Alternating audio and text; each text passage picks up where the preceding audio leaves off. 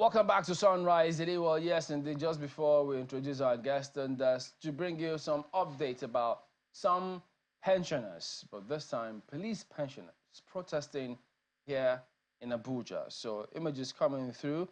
The retired police officers of the Nigeria Police under the contributory pension scheme are protesting over several months of unpaid pensions. Now, they say they came from different state chapters. They're lamenting the hardship that they're suffering themselves and their family members over the failure of PENCOM to pay them their entitlements, they say. Now, this retired police personnel are asking the federal government to remove them as well from the contributory pension scheme. So we'll get you more details on that matter as we get them. Okay, yeah, so as you've seen in that welcoming slide, we do have here in the studios Dr. Omar Bindir, who is a former national coordinator of National Social Investment Program and also former CEO of NOTAP. Good morning and thank you for coming on. Thank you. Good morning. Well, at this point in time, the government is getting prepared to celebrate, to at least say, do something about their 1 year, mark their 1 year in office. And so, as always, opinion will be divided as to what it is that they have done. Depending on which sector, people will always have their say.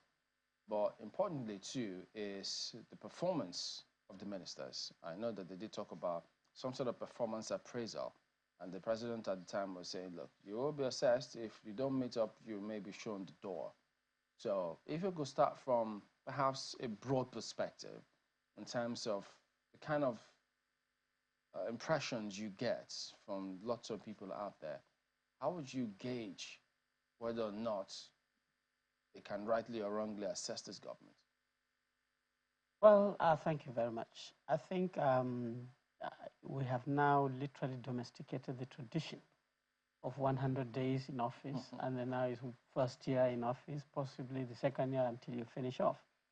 And this is very prominent, particularly the first year performance measurement at the federal government. When we have 3 tiers, it would have been nice to actually measure the performance of the local government chairman at the local government level, then the state governors, and then at the federal level. But we're in Abuja, and therefore the hype is actually at the federal level, and therefore we're discussing federal government. Well, I think gauging from where the government picked up, where they started, the previous administration struggled to scale through the COVID period.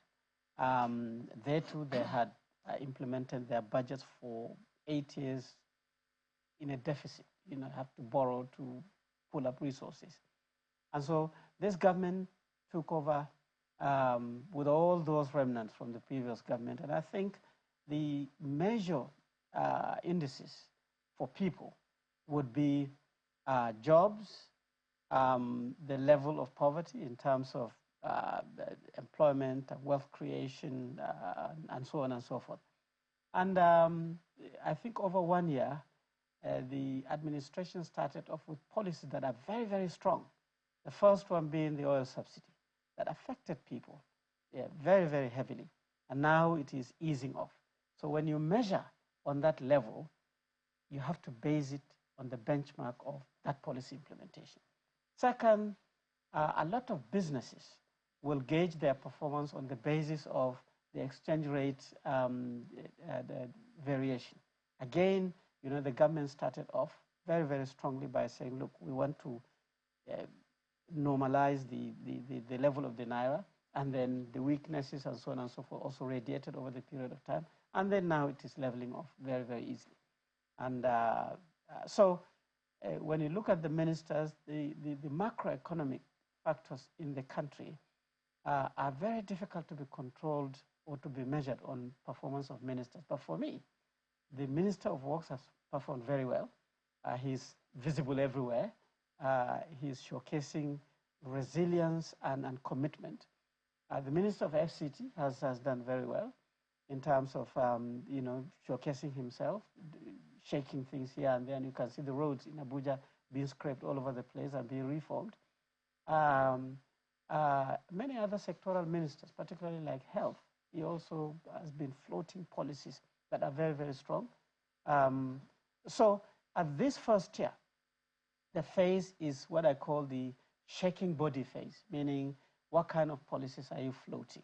What kind of body language are you radiating to Nigerians? Whether you can be able to handle pressure, whether you can be able to look for resources to implement your projects, whether your projects are pro-people, you know, and so on. So it's very difficult to say pass mark or fail marks, but yeah, it's preparing for the future, in my opinion. But isn't the cost of living the overarching, perhaps, yardstick above all else? Yes, for ordinary people, yes. Yeah. And actually for most people. And you know, you gauge that with income. If you travel to Korea, for example, and as a Nigerian with your Naira thinking, and you pick their money and then you want to buy a pack of biscuits, and they tell you the price of that biscuit, and you calculate back to Naira, you leave the biscuit there. But for them, it's actually normal because their income is balanced, and they have jobs, they're paid very well, and therefore they're okay. So the same thing if you go to the UK now or the US, and there's, you know, you want to buy shoes, and they say, oh, that shoe is $900, and then you take your telephone and you calculate, multiply this by 1,200, and you see, you say, no. When I go back, I'll go to Abba and I'll get a better shoes, 3 or 4, you know. So this is an internal thing, very difficult to compare. But yes, people are struggling with very high cost. And I think that is why the president was very clear to say that I have the renewed hope agenda, and that the renewed hope cannot be fully rated over 1 year. I think it's a gradual process. And we have seen that many of the sectors are now responding. I think only yesterday we were discussing about the compressed the gas utilization of vehicles. Okay. Yes. And the president's approval on procurement of vehicles. If there are no CNG, he will not approve. So again, these are signals that, yes, people are complaining about the high cost of transportation that affects food, that affects everything. So certain secondary policies are coming to attempt to ease these things, and therefore it's still too early. There's this thing, though. Yeah. When when inflation hits, sometimes when people just go ahead and, in some cases, just unilaterally hike prices of goods and services. And for instance, when many of them blamed it on the volatility of Forex. So when it came down at the time, people expected that impact as well, but that was not the case. So it did appear as though there seems to be some sort of gap in terms of price mechanism, some sort of regulation, because in other climes, you know that there's always a threshold. You can't profiteer. But we don't seem to have that here, and I'm not sure if they've identified it or if there's anything they can do at all about it. Well, I think this is a signal to institutional immaturity. Traditionally, all solid development or countries that are developing take 3 things, you know, systematically. The first, you must be able to socially activate the system such that people have access to basic necessities of life, you know, massively. This is very expensive, but it's a necessity. When you continue doing that, you don't just stop there. You now go to the second level to create a middle class, give people skills, open opportunities for people to be involved on jobs and wealth. Make sure that the wealth is distributing. The mama put is buying palm oil. The palm oil woman is buying it from a farmer. The farmer is buying fertilizer, you know, that kind of thing. And then at the highest level is institutional maturity, like what you're talking about now. When prices drop on certain raw materials, the products should actually, the price should drop. But in our country, it doesn't seem, once the price goes up for certain things, it either stays there, it continues. So institutions, and we have many in Nigeria in terms of MDAs, ministries, departments, and agencies, must respond by regulating properly. You know, people must understand that these variations must also be seen on the other end. When the Naira gets stronger, products are expected to be cheaper. You get what I mean? So, but we're not seeing that, and I guess, like I said, it's institutional maturity, and we have to take our jobs more seriously to be able to monitor. I want to be able to get your thoughts on something that we started doing many years ago in this country that I think has created a problem, the palliative lifestyle, where we got the poorest of the poor and we started sharing monies to them. We haven't been able to see how that has lifted anybody out of poverty. So was able to feed a few people, but was able to get them out of poverty. And then we saw that a lot in the Buhari administration. Now came the Tinubu administration, and then harsher economic policies that have deteriorated even the lives of those who could even float a little bit during the Buhari administration. So the question now is what's happening to that poorest of the poor, the ones that were, living on palliatives. Are they still getting palliatives right now? How are they surviving? Because, I was listening to you when you were making your analogy of how the cost of things are. The cost of living is high, but it's not on luxury goods. It's on tomatoes, it's on pepper, it's on potatoes. You can't buy potatoes. You can't buy potatoes. I'm having trouble buying potatoes. Talk of someone who's on the poorest of the poor, who's been living on palliatives and now is dealing with all of this. Where would you say that level of Nigerian is right now?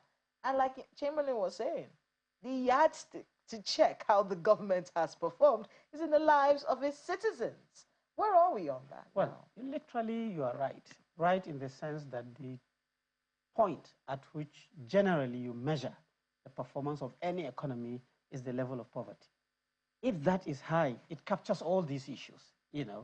When you get a percentage, like in our country, ranging between 40 to 50%, it means if you collect all Nigerians in a box and you shake it and you pick 100 out of 40 doesn't have access to potable water, 40 is not eating well, 40 have their children out of school, 40, you know what I mean? So to me, the palliative actually is on a scale of implementing development policies. When you want to shock treat a poverty-stricken system, you have to do it on a four level. The first level is what can you do immediately? And that is where palliative comes in. You can easily say, look, Dr. Bindir's mother, you know how to extract oil out of groundnuts and fry kuli-kuli, but you don't have 3,000 naira to buy one mudu of groundnuts. So we're giving you 5,000 naira. But somebody has to follow because she's not a businesswoman. She's not somebody who is thinking commercial or entrepreneurial. So somebody will have to say, Mama, every Wednesday we will bring groundnut worth 2,000 naira to you. But every Friday we are coming to your house to pick all the oil that you have extracted and all the kuli-kuli. So you have to ginger that. So the idea is not just putting 5,000 naira in hands of people and walk away.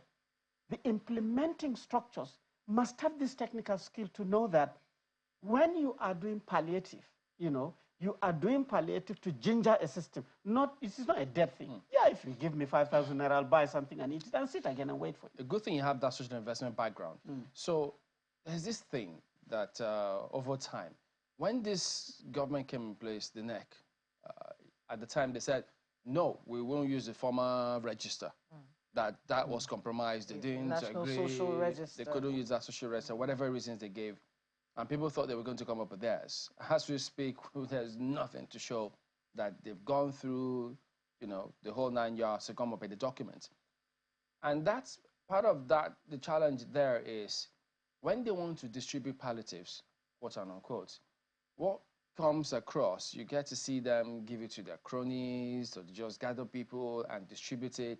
There's no real way of measuring, no credible data that you can rely on and say, I've been able to get across to the poorest of the poor, and this is the matrix, this is the yardstick, this is a reliable platform and data with which you can plan. We don't have that here, so it's difficult to, because most times they play politics with data when we should be gathering them for development. Well, you see, for me, being involved in one or two of these things, the best thing that has ever happened to Nigeria in terms of social investment is the development of the social register. If you don't the one they say they don't like. I think Dr. Bindir was a part of that process. Yes, he was a part of the process of creating that register. Mistake in the sense that there was a misunderstanding. Misunderstanding is that the National Social Register, the end there, is not federal. It could have been federal social register. So it's only Abuja people doing it. The National Social Register is a national thing. Every state developed their register. It is the pooling of all the registers from the states that makes it National Social Register. When that happened, I think there were some few governors that complained, and it was purely politics, in my opinion. The thing was that the president wanted to help the governors to cushion the effect of oil subsidy. You remember, 2 billion or 3 billion per state. That was during the Buhari administration. Yeah. No, this administration. Okay, this administration. Yes, so now, I think, in my estimation, that the governors wanted this money raw to them. So they're now discredited all other things that will make them, put their distribution basis. So they say, no, we don't know about any national social register. It is fake. Therefore, we'll develop our own, meaning it's the resources. It is the governors that should be asked, what did you do with the money? Which data did you use? But I can tell you the national social register is still solid. It's on the ground, and they're using it. But anyway, coming back to the major cream of the question is, look, poverty alleviation and this social investment is a technical thing. I think our country, like most people think, our country think farming is for poor people. When farming is what feeds everybody, it's supposed to be the biggest industry. If you're a farmer, you're supposed to be rich. In the UK, farmers are the richest people. In Germany, farmers are the richest people. In America, farmers are the richest. Jimmy Carter was a peanut farmer. He rose to become the president. But in Nigeria, farming is pushed to the level that this is a poor person. So even professionally, I was in a school with my children. One mother came and started quarreling. Why are you pushing my son to study agriculture? After all, he will never be a farmer. The mentality is that, look, we are affluent. We are rich people. This boy will never be a poor person. Why are you? So the same way we implement poverty alleviation programs, we think it is simple. It is for poor people. When it is highly technical, you must target that poor person. You must know what is the nature. I'm sure you've heard of the multi-sectoral poverty indices. There are people who, they have water to drink, but they don't have access to food. So it is food that they want. Can you use the water to produce food? So it's not flat.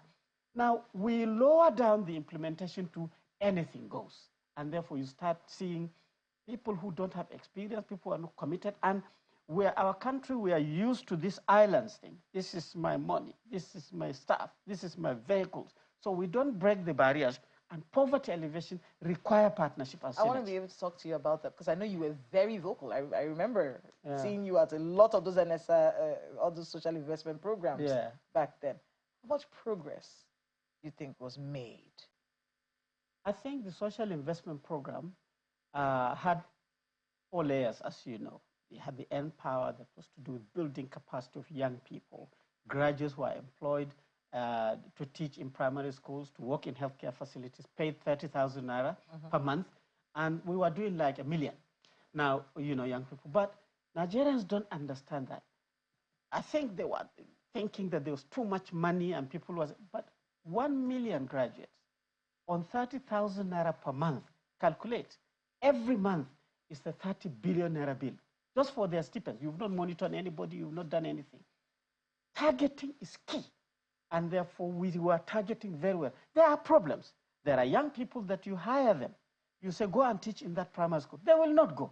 They will go there and meet the headmaster. Headmaster, look, give me clearance, right? Every month, my 30,000, I'll give you 5, right? And the headmaster will accept. We face that too. Then the second is school feeding program. Very, very good initiative to raise the nutrition of poor children, to make sure that they is attracted to school. We were doing like 10 million children, right? But there too, there are problems. There are cooks that don't cook enough. There are cooks even that don't cook at all. But that is the nature of the program, to run after these people. There was also JIP, which is the microcredit.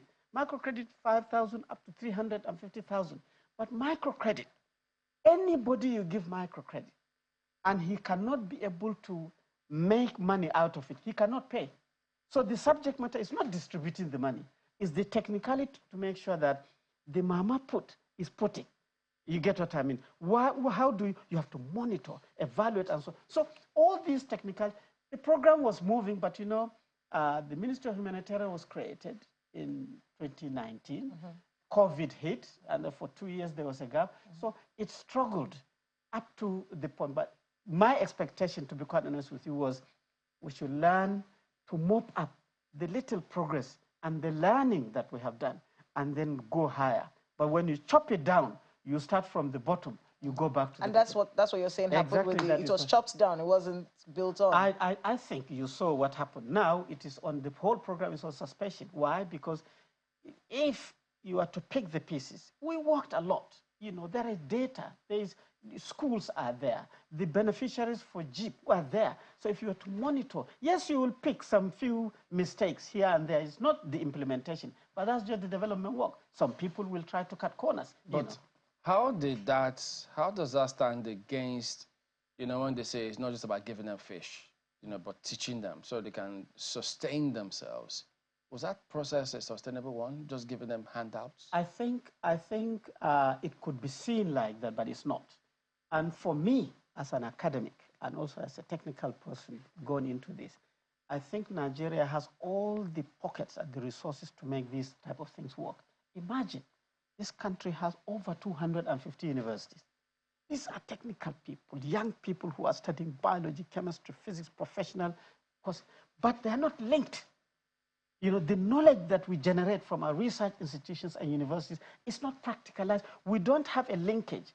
And some of us, when we come into those programs, we struggle to do this. But many say they don't even see any of such research. Oh, yeah, but they are there. I mean, you never become professor without research.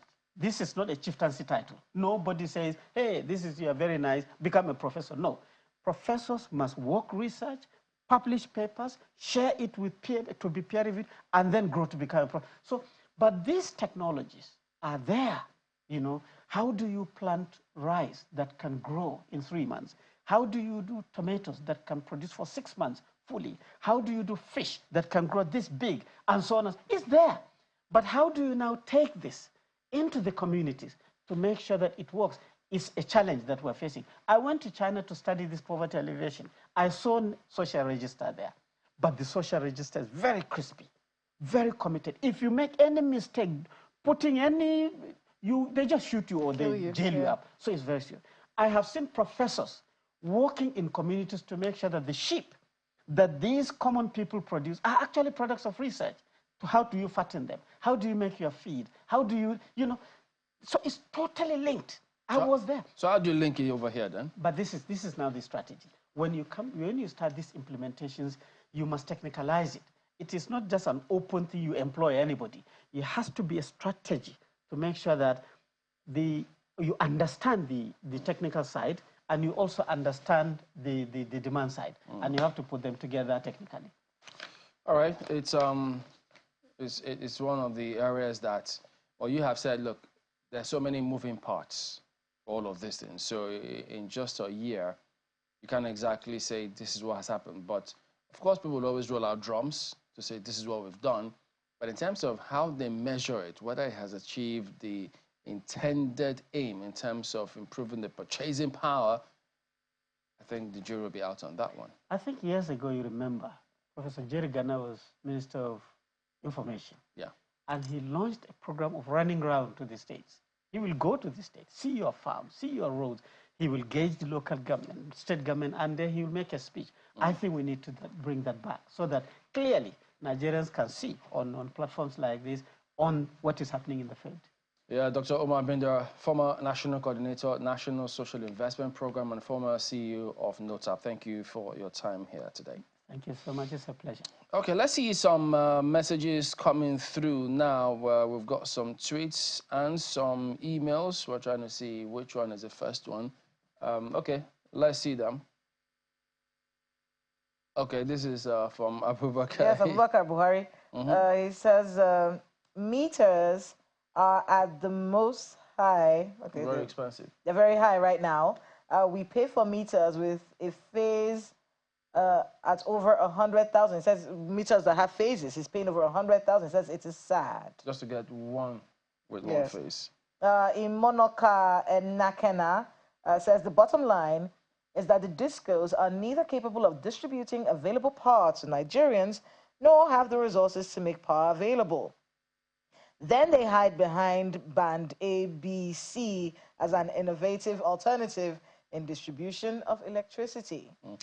And then this email is from Paul Agbolade, who says, he's speaking about the reviewed minimum wage. He says, considering the ongoing negotiation between the government and NLC, I would like to advise the labor unions to review the demands for above 600,000 naira per month, as this is not feasible and will cause our economy more injury than healing.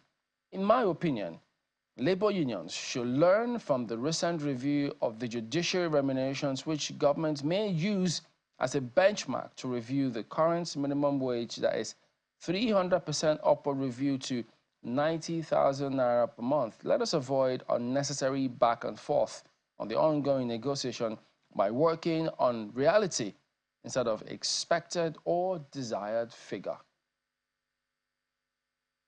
Okay, so we do thank you all for watching and for your messages. We'll see you tomorrow. I'm Chamberlain Asop. Goodbye. Have a great day ahead. I'm Kayla Magwa.